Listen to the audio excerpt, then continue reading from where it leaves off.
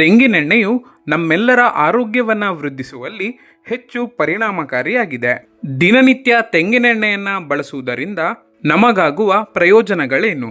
ಬನ್ನಿ, ನುರಿತ ವೈದ್ಯರಿಂದ ಈ ವಿಷಯವನ್ನ ತಿಳಿದುಕೊಳ್ಳೋಣ. ಇಲ್ಲಿ ಪ್ರಚಲಿತವಾಗಿ ದಕ್ಷಿಣ ಕನ್ನಡ ಜಿಲ್ಲೆ ಹಾಗೂ ಕೇರಳದಲ್ಲಿ ತೆಂಗು ಬೆಳೆ ಬಹಳ ಜಾಸ್ತಿ ಆಗಿದೆ. ಈ ಬೆಳೆ ಬಹಳ ಉತ್ತಮ ಮತ್ತೆ ಉಪಯೋಗ ಮಾಡ್ಲಿಕ್ಕೆ ಸುಲಭ ಆಡೋದಕ್ಕೋಸ್ಕರ ತೆಂಗಿನ ಎಣ್ಣೆಯನ್ನು ನಾವು ಹೆಚ್ಚು ಇಲ್ಲಿ ಎಲ್ಲರೂ ಕೂಡ ಉಪಯೋಗ ಮಾಡ್ಕೊಂಡು ಬರ್ತಾ ಇದ್ದೇವೆ. ಈ ತೆಂಗಿನ ಎಣ್ಣೆಯಿಂದ ನಮಗೆ ದೊಡ್ಡ ಸಂಶಯ ಅಂದ್ರೆ ಆಧುನಿಕ ಪರಿಸ್ಥಿತಿಯಲ್ಲಿ ಕೊಲೆಸ್ಟ್ರಾಲ್ ಜಾಸ್ತಿ ಮಾಡ್ತಾರೆ, ಶರೀರದಲ್ಲಿ ಇದು ಮೇಧೋ ಶಕ್ತಿಯನ್ನು ಜಾಸ್ತಿ ಮಾಡ್ತಾರೆ ಹೇಳುವಂತದ್ದು ಇದೆ. ಅದಕ್ಕೋಸ್ಕರ ಇದು ಏನ್ ಮಾಡ್ತಾ ಕೇಳಿದ್ರೆ ಒಳ್ಳೆಯ ಕೊಲೆಸ್ಟ್ರಾಲ್ ಯಾವುದಿದೆಯೋ ಅದನ್ನ ಉತ್ತಮವಾಗಿ ಮೇಲೆ ತರುವಂತ ಕೆಲಸವನ್ನು ಮಾಡ್ತದೆ. ಕೆಟ್ಟ ಕೊಲೆಸ್ಟ್ರಾಲ್ ಅದು ಬೆಳಿಲಿಕ್ಕೆ ಬಿಡುವುದಿಲ್ಲ. ಈ ತೆಂಗಿನ ಎಣ್ಣೆಯಿಂದಾಗಿ ನಮ್ಮ ಶರೀರ ಉತ್ತಮವಾಗ್ತದೆ ಹೊರತು ಹೃದಯ ಸರಿಯಾದ ಬಡಿತವನ್ನು ಕೊಡುವಂತ ಕೆಲಸವನ್ನು ಮಾಡ್ತದೆ. ಕೊಲೆಸ್ಟ್ರಾಲ್ ಅಂತ ಹೇಳಿಬಿಟ್ಟು ನಮ್ಮ ರಕ್ತನಾಳದಲ್ಲಿ ಡೆಪಾಸಿಟ್ ಆಗುವುದಾಗಿರ್ಲಿ ಅಥವಾ ಯಾವುದೇ ಬ್ಲಡ್ ಕ್ಲಾಟ್ ಆಗಿ ಶರೀರದಲ್ಲಿ ಬ್ಲಾಕ್ ಆಗೋದಿರ್ಲಿ ಮಾಡುವಂತ ಕೆಲಸನ ತೆಂಗಿನ ಎಣ್ಣೆ ಖಂಡಿತ ಮಾಡುದಿಲ್ಲ. ಇದು ಶರೀರದ ರೋಗ ನಿರೋಧಕ ಶಕ್ತಿಯನ್ನು ಕೂಡ ಈ ತೆಂಗಿನ ಎಣ್ಣೆ ಜಾಸ್ತಿ ಮಾಡ್ತದೆ. ಜೀರ್ಣ ಶಕ್ತಿಯನ್ನ ಜಾಸ್ತಿ ಮಾಡ್ತದೆ. ಜೀರ್ಣ ಶಕ್ತಿಯನ್ನ ಜಾಸ್ತಿ ಮಾಡಿದ ಕಾರಣ ಶರೀರದ ಧಾತುಗಳ ರಕ್ಷಣೆಯನ್ನ ಅದು ಮಾಡಿಕೊಂಡು ಬರ್ತದೆ. ಶರೀರದ ಧಾತುಗಳ ಅಭಿವೃದ್ಧಿ ಆಯ್ತು ಅಂತ ಹೇಳಿದ್ರೆ ಶರೀರದ ತೂಕವೂ ನಮಗೆ ಜಾಸ್ತಿ ಆಗ್ತದೆ. ಅಂದ್ರೆ ತೋರ ಇದೋ ದಪ್ಪ ಆಗ್ತಾನೆ ಹೇಳುವಂತ ಪ್ರಶ್ನೆ ಅಲ್ಲ, ಶರೀರವನ್ನ ಆರೋಗ್ಯವಂತವಾಗಿ ಬೆಳೆಸುತ್ತ ಕೆಲಸವನ್ನ ಈ ತೆಂಗಿನೆಣ್ಣೆ ಮಾಡ್ತದೆ.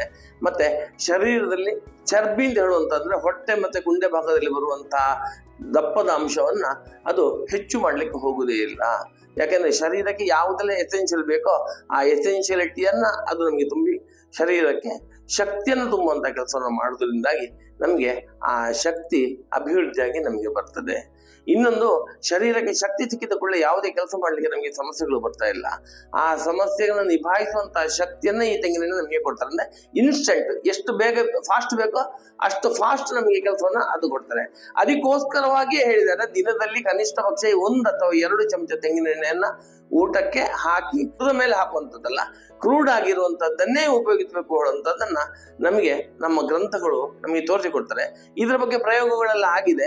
ಈ ಪ್ರಯೋಗಗಳಿಂದಾಗಿ ಮನುಷ್ಯನಿಗೆ ಉಪಕಾರ ಆಗಿದೆ ಹೇಳುವಂತಹದ್ದು ನಮ್ಮ ಗಮನದಲ್ಲಿ ಜಾಸ್ತಿಯಾಗಿ ಬಂದಿದೆ. ಇನ್ನೂ ಹೆಚ್ಚು ಅಂತ ಕೇಳಿದ್ರೆ ನಮಗೆ ಮರವು ಬರುವಂತಹದ್ದು, ದಕ್ಷಿಣ ಕನ್ನಡ ಜಿಲ್ಲೆಯಲ್ಲಿರುವಂತಹ ಹೆಚ್ಚಿನ ವ್ಯಕ್ತಿಗಳಿಗೆ ಮರವು ಬರುವಂತದ್ದು ಬಹಳ ಕಮ್ಮಿ. ಯಾಕೆಂದ್ರೆ ಮರವು ಮನುಷ್ಯನಿಗೆ ಸಹಜ ಗುಣ. ಅದು ಯಾವ ವಿಷಯಗಳನ್ನು ತಿಳಿತೇವೋ ಆ ವಿಷಯಗಳು ಹೆಚ್ಚಾದ ಕೂಡ ಅಲ್ಲಿಂದ ಅದು ಹೋಗುವಂಥದ್ದು ಸಹಜ. ಆದ್ರೆ ತೆಂಗಿನೆಣ್ಣೆ ತಕೊಂಡ ಕಾರಣ ಮರವು ಅಂತ ಹೇಳುವಂಥದ್ದು ತುಂಬಾ ಕಮ್ಮಿಯಾಗಿ ಅವನ ಕೆಲಸಕ್ಕೆ ಉತ್ತಮವಾಗಿ ನರಗಳ ಶಕ್ತಿಯನ್ನು ತುಂಬಿಸಿಕೊಂಡು ಬರ್ತದೆ. ಅದು ಅಲ್ಝೀಮರ್ ಹೇಳುವಂತಹ ಕಾಯಿಲೆಯನ್ನು ಕೂಡ ಬರುವಂತಹದನ್ನ ತಡೆಯುವ ಶಕ್ತಿಯನ್ನು ಅದು ಕೊಡ್ತಾರೆ.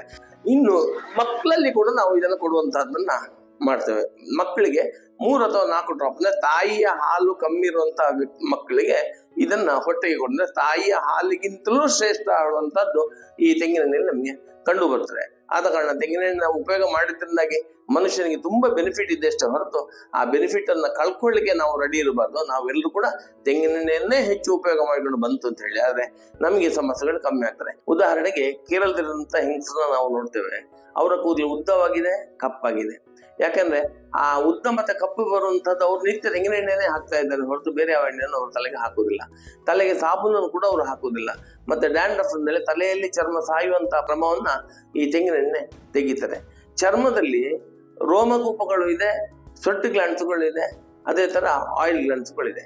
ಈ ತೆಂಗಿನ ಎಣ್ಣೆನ ಚರ್ಮಕ್ಕೆ ಚಂದ ಮಾಡಿ ನಾವು ಉಜ್ಜಿಕೊಂಡು ಬಿಸಿನೀರಲ್ಲಿ ಸ್ನಾನ ಮಾಡಿದ್ರೆ ಅಥವಾ ಬಿಸಿನೀರಿಂದ ಅದನ್ನು ತೊಳೆದು ತೆಗೀತು ಅಂತ ಹೇಳಿ ಆದ್ರೆ ಶರೀರಕ್ಕೆ ಬರುವಂತ ಹೊರಗಿನ ಫಂಗಲ್ ಇನ್ಫೆಕ್ಷನ್ ಇರ್ಬೋದು ಅಥವಾ ಯಾವುದೇ ಆಘಾತ ಇರ್ಬೋದು ಅಥವಾ ಚರ್ಮಕ್ಕೆ ಆಗುವಂತಹ ಕೆಂಪು ಬರುವಂತಹದ್ದು, ಇರಿಟೇಷನ್ಸ್ ಬರುವಂತಹದ್ದು ಯಾವುದಿದೆ, ತುರಿಸುವಿಕೆ, ಇದೆಲ್ಲ ತುಂಬಾ ಕಮ್ಮಿ ಆಗ್ತದೆ.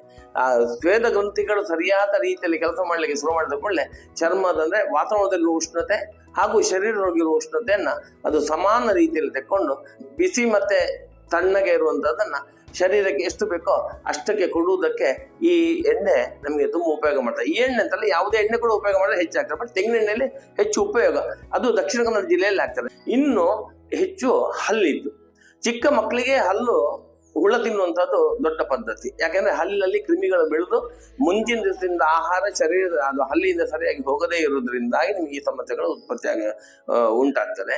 ಅದಕ್ಕೋಸ್ಕರ ಆ ಎಣ್ಣೆಯಿಂದಾಗಿ ಅದನ್ನ ಬಾಯಿ ಮುಕ್ಕಳಿಸಿ ಬೆಳಿಗ್ಗೆ ಅದನ್ನ ಆಯಿಲ್ ಪುಲ್ಲಿಂಗ್ ಕ್ರಮದಲ್ಲಿ ಅದನ್ನು ಬಾಯಲ್ಲಿ ಕುಚು ಕುಚು ಅಂತೇಳಿ ಮಾಡಿಕೊಂಡು ಹಲ್ಲಿನ ಎಡೆಗಳಿಗೆ ಹೋಗಿ ಒಂದು 10 ನಿಮಿಷ ಮಾಡಿದ್ರೆ ಆ ಎಣ್ಣೆಯ ಬಣ್ಣ ಹೋಗಿ ಅದು ಬಿಡಿ ಹಾಲಿನ ಬಣ್ಣ ಬರ್ತದೆ.